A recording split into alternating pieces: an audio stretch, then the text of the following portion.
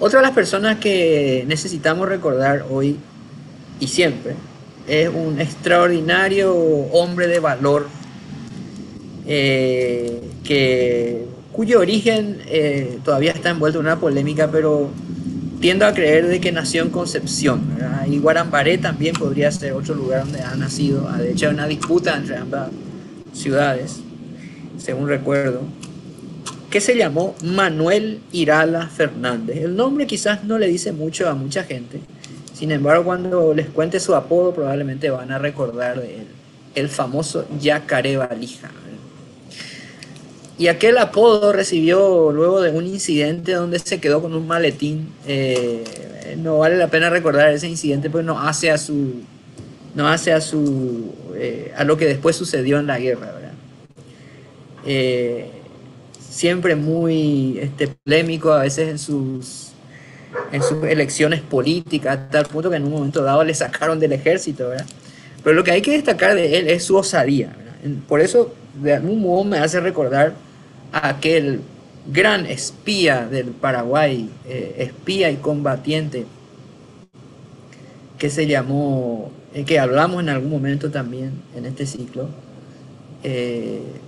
José Matías Vado, ¿verdad? Y Manuel Irala Fernández tenía esa característica, ¿verdad? Una osadía, un valor, un arrojo sin igual, ¿verdad? Y una creatividad extraordinaria. Las historias de Yacaré Valija son realmente extraordinarias y son reales, ¿verdad? Yo creo, Iván, que si sus anécdotas o sus historias o lo que sucedió con él en la guerra llegase a algún productor de Hollywood, probablemente pronto tendríamos una película. O sea, que le vamos a encargar a nuestros oyentes en este ciclo de charlas de que escriban cartas a los productores de Hollywood, a ver, o a los productores paraguayos, ¿verdad? Porque el cine paraguayo está en surgimiento también, ¿verdad? De que hagan películas sobre... Les prometo que Rambo queda a la altura de una zapatilla, ¿no?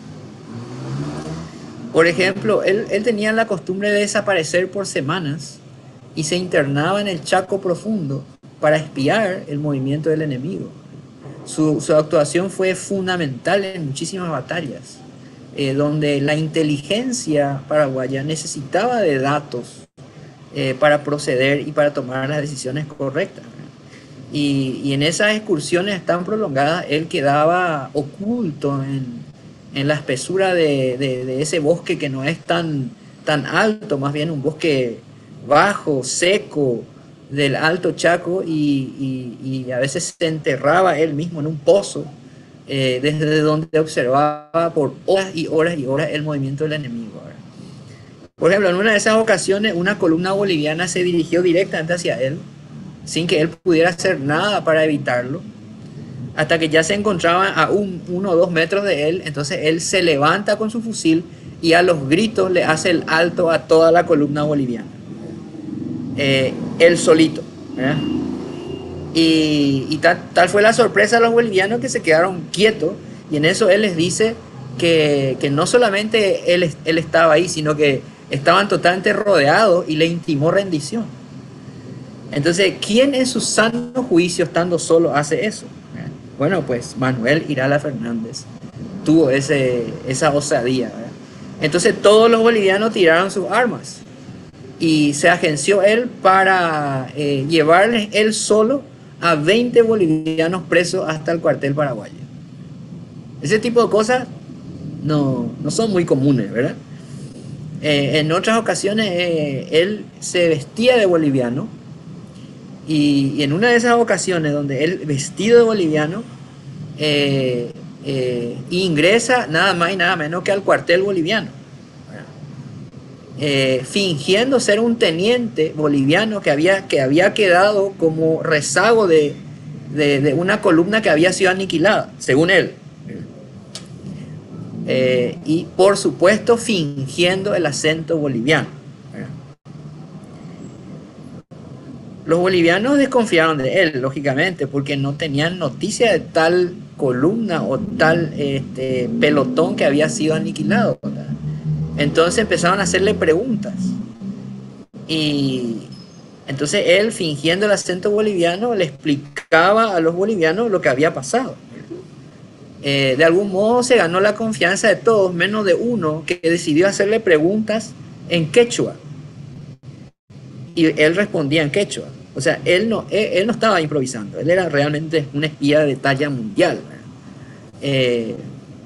Otro le hacía preguntas en aymara y él respondía también en aymara, idiomas que no son de nuestro territorio, sino del territorio boliviano. Entonces nadie desconfió de él, se quedó a comer esa noche y robó esa noche secretos militares que fueron fundamentales en la batalla de Campo Vía. Entonces, esta historia, Iván y amigos, necesitamos recuperar. Necesitamos saber realmente quiénes somos, ¿verdad? Necesitamos saber quiénes somos porque necesitamos conocer historias de vida, necesitamos saber de dónde estamos viniendo, qué sucedió con el Paraguay para poder proyectarnos hacia el futuro. Hay veces que caemos en la tentación de describir el presente solamente para ver lo malo o describir el pasado para ver lo terrible y lo trágico. Pero Paraguay tiene una mezcla perfecta de tragedias y glorias. Entonces hay que ir a las glorias porque en ese lugar vamos a encontrar muchas respuestas. No como un chauvinismo barato ni nacionalista abusivo, sino como los ladrillos de un patriotismo nuevo, ¿verdad? Un patriotismo con respeto, pero con honra, que nos permita avanzar hacia el futuro del Paraguay, ¿verdad? Tenemos que saber de dónde venimos. Isabel Allende decía, tenemos que tener memoria selectiva de la historia. Tenemos que tener una prudencia lógica para describir el presente, pero también un optimismo desafiante para describir el futuro. Entonces recordar a Manuel, a José Matías, recordar a aquellas personas que han sido extraordinarias, y nos quedan muchas más por hablar, ¿verdad? José María Fariña, que se enfrenta a toda una flota, él, ¿verdad? Con un cañón, ¿verdad? Y esa batalla dura 5 días, ¿verdad? Teniente Fariña no es una calle, es una extraordinaria página de la historia que no tiene analogía en los anales militares del mundo. Así decía un periódico francés por aquellas épocas, ¿verdad? Hablando de las hazañas de José María Fariña, ¿verdad? O el jinete alado, ¿verdad? El jinete alado, otro personaje de la guerra de la Triple Alianza. Entonces, eso vale la pena recordar. Hay cosas que duelen, pero también hay cosas que motivan y que ponen los ladrillos de lo que puede ser si nosotros decidimos el nuevo Paraguay. Así que, Iván, es un gusto para mí estar aquí con ustedes y quedo atento para cualquier convocatoria a la cual sea bienvenido a hablar de la historia del Paraguay. Muchas gracias.